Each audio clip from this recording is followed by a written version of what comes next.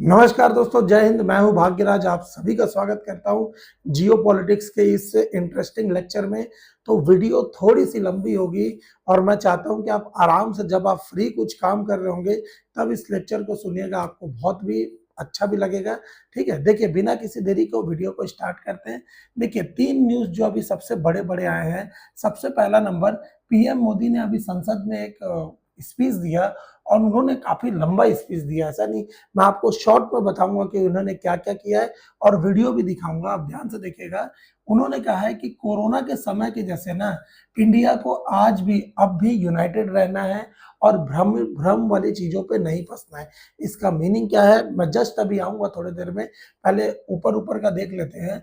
US और Iran ने piece talk का बात किया है वॉर को खत्म करने के लिए। ये कौन बोल रहा है? ये ट्रंप बोल रहा है, लेकिन इसकी बात का कोई विश्वास नहीं करता। ये कब क्या बोलता है, मैं पहले भी बोला हूं, ये बहुत ही अनप्रेडिक्टेबल आदमी है। ठीक है ना। और तीसरा नंबर, पाकिस्तान के एक एनवॉय है, डिप्लोमेट है, उन्होंने कहा है कि अगर यूएस ना पाकिस्तान के न्यूक्लियर साइट पर अटैक करेगा तो हम इंडिया पर अटैक करेंगे, मुंबई और दिल्ली पे।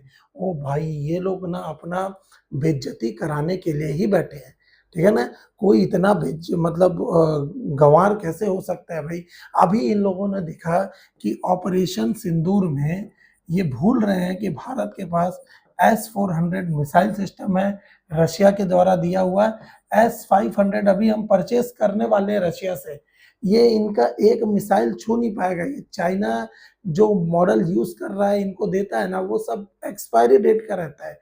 तो ये अभी चाइना से, सऊदी अरब से, कतर से, ये सब से पैसा लेके बैठे हैं। तो इन्हीं से चलिए, ये थर्ड नंबर से ही चालू करते हैं। तो ये सब का शुरुआत कैसे होता है, ध्यान से देखिएगा।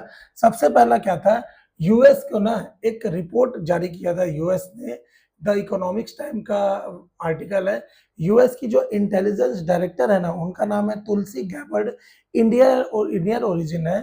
तो इन्होंने कहा था कि पाकिस्तान, रशिया, चाइना और नॉर्थ कोरिया, ये बिगेस्ट न्यूक्लियर थ्रेट है यूएस के लिए। अगर कभी यूएस को लगा कि भाई ये हमको न्यूक्लियर अटैक करेगा, तो हम भी इसके ऊपर अटैक कर देंगे। तो इसी सिलसिले में ना, पाकिस्तान के डिप्लोमेट है अब्दुल बाशिद, इससे पूछा गया, ये भारत में बहुत टाइम तक काम भी किया है। तो इससे पूछा गया कि कल को अगर इसराइल के बोलने पर यूएस ने हम पर अटैक कर दिया तो पाकिस्तान क्या करेगा। तो पाकिस्तान ने कहा कि हमारी स्ट्रेटजी होगी कॉस्ट इम्पोजिंग स्ट्रेटजी। इसका मतलब क्या है, जैसे अभी आपको मालूम है कि यूएस और इसराइल ने ईरान पर अटैक किया है। तो ईरान क्या कर रहा है, बदले में पूरा सऊदी अरब, कतर, दो ओमान, ये सब जगह पे क्या कर रहा है, बम गिरा रहा है, उनके पूरे एनर्जी सेक्टर को बर्बाद कर रहा है। इसको ये दिखाता है ना कि हम डायरेक्टली यूएस को नहीं हरा पाएंगे, लेकिन इतना उसको बर्बाद कर देंगे ना कि वो खुद ही बोलेगा यार ऐसा जीत का मतलब वजह क्या है। ये ऐसा हो जाएगा कि कॉस्ट हम इतना लगा देंगे उसका कि वो जीत के भी हार जाए। क्लियर है। इसी को बोलते हैं कॉस्ट इम्पोजिंग स्ट्रेटजी। तो ये जो है ना, पाकिस्तान का जो इन्वॉय है, ये अब्दुल बाशिद, ये बोल रहा है कि हम भी यही करेंगे। देखिए लिखा है, if America strikes X we should attack Indian cities like Delhi and Mumbai. तो ये भूल रहा है भाई कि अभी इंडिया के पास ना बहुत सारे और एडवांस है। अब अगर एक भी चीज, अगर कुछ भी हुआ ना, तो पाकिस्तान तो फिर निपटेगा ही अच्छे से। आपको समझ आ रहा है? ठीक है ना। तो ये लोग ना बेइज्जती कराने के लिए पूरे वर्ल्ड में बैठे हैं। आप बोलेंगे सर यूएस का तो अभी पाकिस्तान बहुत अच्छा दोस्त है। ये यूएस को मालूम है कि पाकिस्तान को कब क्या है, अनपढ़ लोग है लोग, इनको मालूम है कि कब इस गधे लोग को फंसा के रखना है। यूएस सिर्फ इसको फंसा के रख रहा है अफगानिस्तान के लिए और थोड़ा ईरान पे प्रेशर बनाने के लिए, बस, और कुछ भी नहीं। पाकिस्तान से उसको लेना देना कुछ है ही नहीं है। अब गधे कंट्री है तो इसको तो कोई भी यूज कर सकता है। ये अभी कहीं पे भी कटोरा लेके भीख मांगने जाते हैं, तो अभी इसको सऊदी दबा सकता है पाकिस्तान को। अभी यूएसए जहां बोलता है यहाँ बैठ, तो अपना कुत्ता बना के रखा है, इसको ले इधर बैठ, ले उधर बैठ, सब जगह अभी ये पाकिस्तान सारा काम करेगा जो यूएस बोलेगा। ठीक है ना। तो आने वाले 10-15 साल में आप देख भी लेंगे कि कभी ना कभी इसके ऊपर अटैक करेगा ही यूएस। क्लियर। देखिए, यूएस ईरान वॉर में डोनाल्ड ट्रंप ने कहा ईरान से हो रही है शांति वार्ता और ईरान ने किया है खंडन। ये खंडन पक्का हुआ होगा। अभी क्या है, ऐसा है कि यूएस के डिप्लोमेट और ना ईरान के डिप्लोमेट, मतलब फॉरेन मिनिस्टर ईरान के अब्बास अरागची, ये गए हैं कहाँ, ओमान की राजधानी मस्कट में। और मस्कट में ये लोग बातचीत भी किए हैं और मैं अभी इनका वीडियो भी दिखाऊंगा। उन्होंने कहा क्या है, तो यहाँ पर इस जगह पर बोला गया है कि 5 दिन तक यूएस ना अभी एनर्जी सेक्टर पर अटैक नहीं करेगा। तो ईरान ने भी कहा है ठीक है, अगर आप हमारे ऊपर अटैक नहीं करेंगे तो हम भी आपके ऊपर अटैक नहीं करेंगे। तो ये बहुत अच्छा साइन है। I think our negotiation with the US delegation was in fact done in a good atmosphere. We were able to exchange our viewpoints, to express our concerns and our interests for a possible deal between the two sides on our nuclear question. I think it was a good start, a good beginning. लेकिन जहां पे बात आएगा nuclear का, उस जगह पे Iran क्या करेगा, अपोजिशन में आएगा, अपोज करेगा कि नहीं भाई हम तो अपना काम करेंगे, आप अपना काम करिए। ये युद्ध लंबा भी चल सकता है, यही चीज यहाँ पर लिखा है, ठीक है ना। बट ये एक गुड न्यूज है कि शांति का बात चल रहा है। और इतना तो डन है कि यूएस बहुत ही ज्यादा ह्यूज प्रेशर में है कि यूएस का अभी खुद का इकोनॉमी डाउन है, उसको ईरान पे अटैक करने का जरूरत ही नहीं था। और आपने सुना भी होगा कि नेटो जो नॉर्थ अटलांटिक ट्रीटी ऑर्गेनाइजेशन है, इसके जो डायरेक्टर है जो कैंट, उन्होंने भी क्या किया है, रिजाइन दे दिया और बोला कि मैं इस लफड़े में पड़ना ही नहीं चाहता। ईरान का कहीं से भी हमारे पास कोई सबूत नहीं है, कोई एविडेंस नहीं है कि इसको खतरा था यूएस को। इजराइल ईरान का जो इशू था वो चलते रहता, यूएस को अटैक करने का कोई जरूरी नहीं था। तो यूएस अभी बहुत ज्यादा प्रेशर पे है और वो बुढ़े को तो रखना भी चाहिए प्रेशर में, ठीक है ना। और जो तीसरा है ना, पीएम मोदी का स्पीच, जो कि सबसे बड़ा हमारे लिए आज टॉपिक है, क्योंकि अभी संसद में पीएम मोदी के बहुत लंबा स्पीच हुआ है और उसमें पीएम मोदी ने बहुत सारी बातें की है। उन्होंने कहा है कि ना भारत की ऊर्जा सुरक्षा, 53 लाख टन का रिजर्व और पीएम मोदी की तैयारियां, ये सब के बारे में उन्होंने डिस्कस किया है। उन्होंने कहा है कि देश में ना हमको अभी कोविड के जैसा, जिस टाइम में हम लोग कोविड में जैसे थे ना, वैसे हमको यूनाइट रहने का जरूरत है। देखिए लिखा होगा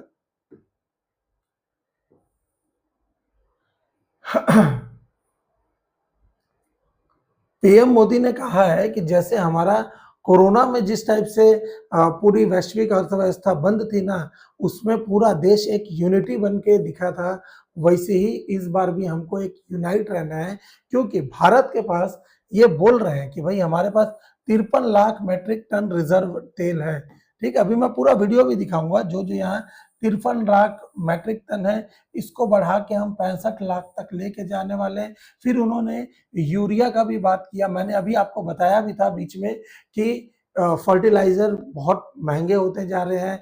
चाइना जो फर्टिलाइजर देता था वो अब कम कर दिया है। तो इस चीज में भारत के पास इतना कैपेसिटी नहीं है कि हम अपना फर्टिलाइजर लाएं या प्रोड्यूस करें। तो इसी चीज के लिए हमने बात किया था। पीएम मोदी ने बोला कि जब कोरोना के समय पूरे वर्ल्ड में 3-3 हजार, 4-4 हजार रुपए का एक बोरा यूरिया का आ रहा था, उसमें भी किसानों को 300 रुपए में भारत दिया था। तो भारत के पास अभी सक्षम है। वो किसान के लिए भी बोले कि किसान के ऊपर कोई भी प्रेशर नहीं आएगा। कोरोना के टाइम में भी इनके ऊपर कोई प्रेशर नहीं आया था और अभी भी कोई प्रेशर नहीं आएगा, क्योंकि किसानों ने हमारे भारत में भरपूर अनाज दिया हुआ है। हमारे पास अनाज का कमी नहीं है। हम 60 से 70% बस ऑयल के कारण फंस रहे हैं। तो उन्होंने कहा है कि हम स्टेट ऑफ हॉर्मुज में सारी जगहों से बात कर रहे हैं। अपने अलाइज जो भी हमारे मित्र मुल्क हैं, उनसे भी हम बात करने की कोशिश कर रहे हैं कि कैसे भी ये रास्ता निकले। और फिर से उन्होंने कहा कि बार बार कि कूटनीति और राजनीति हमेशा बातचीत से ही संभव होती है। वॉर कभी भी आज के एरा में कोई सॉल्यूशन नहीं है। हमेशा इस चीजों को बातचीत से ही करना चाहिए। मैं चाहता हूं आप पीएम मोदी का ये स्पीच आराम से देखें। थोड़ा सा 2 मिनट का है, बट ये आपको समझ आएगा। क्लियर? देश के किसानों ने हमारे अन्न के भंडार भर रखे, इसलिए भारत के पास पर्याप्त खाद्यान्न है। अतीत में भी हमारी सरकार ने दुनिया के संकटों का बोझ किसानों पर नहीं पड़ने दिया। कोरोना और उस समय के उपद्रव के दौरान उस समय भी ग्लोबल सप्लाई चेन में डिस्टर्बेंस आ गई थी। दुनिया के बाजार में यूरिया की एक बोरी 3,000 रुपए तक पहुंच गई, लेकिन भारत के किसानों को वही बोरी 300 रुपए से भी कम कीमत उपलब्ध कराई गई। पिछले एक दशक में देश में 6 यूरिया प्लांट शुरू किए गए हैं। इससे सालाना 76 लाख मीट्रिक टन से अधिक की यूरिया प्रोडक्शन कैपेसिटी जुड़ी है। आज भारत के पास 53 लाख मीट्रिक टन से अधिक का स्ट्रेटेजिक पेट्रोलियम रिजर्व है और 65 लाख मीट्रिक टन से अधिक के रिजर्व की व्यवस्था पर देश काम कर रहा है। हमारी तेल कंपनियों के पास जो रिजर्व रहता है वो अलग। बीते 11 वर्षों हमारी रिफाइनिंग कैपेसिटी में भी उल्लेखनीय वृद्धि हुई। हमारा प्रयास है कि तेल हो, गैस हो, फर्टिलाइजर हो, ऐसे हर जरूरी सामान से जुड़े जहाज भारत तक सुरक्षित पहुंचे। हम अपने सभी वैश्विक सहयोगियों के साथ निरंतर संवाद कर रहे हैं ताकि हमारे मैरीटाइम कॉरिडोर सुरक्षित रहे। ऐसे प्रयासों के कारण बीते दिनों हॉर्मुज़ स्ट्रेट में फंसे हमारे कई जहाज भारत आए भी हैं।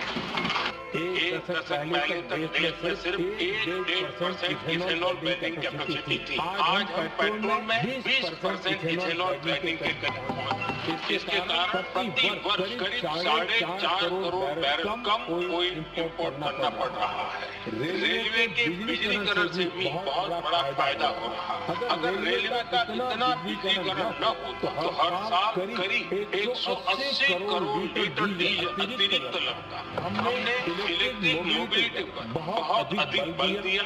आज जिस स्केल पर वैकल्पिक ईंधन पर काम हो रहा है उससे भारत का भविष्य और सुरक्षित होगा। तो आपने देखा पीएम मोदी ने बहुत अच्छे से स्पीच दिया है। तो ये इसी ही जियोपॉलिटिक्स के लिए मैं ये वीडियो लेकर आ रहा हूँ आपके पास कि आपको समय समय पर क्या करूँ, पूरा अपडेट देते रहूँ कि देश दुनिया में हो क्या रहा है। आप भले रेलवे का तैयारी करिए, एसएससी का करिए, जीके का करिए, जो करना है करिए, लेकिन जब तक आप वर्ल्ड के बारे में नहीं जानेंगे, जियोपॉलिटिक्स के बारे में नहीं जानेंगे, तब तक आपका ज्ञान अधूरा माना जाता है और ये सब नॉलेज बढ़ाता है। आप बस सुनिए, समझिए कि देश में चल क्या रहा है, ठीक है ना, क्योंकि कहीं ना कहीं इसका डायरेक्ट इम्पैक्ट हम पर और आप पर ही आएगा। क्लियर है? तो चलिए मिलते हैं अगले वीडियो में। ऐसे ही इंटरेस्टिंग वीडियो के लिए मेरे चैनल को सब्सक्राइब जरूर कर दीजिएगा, लाइक शेयर करना मत भूलिए। Thank you so much. जय हिंद।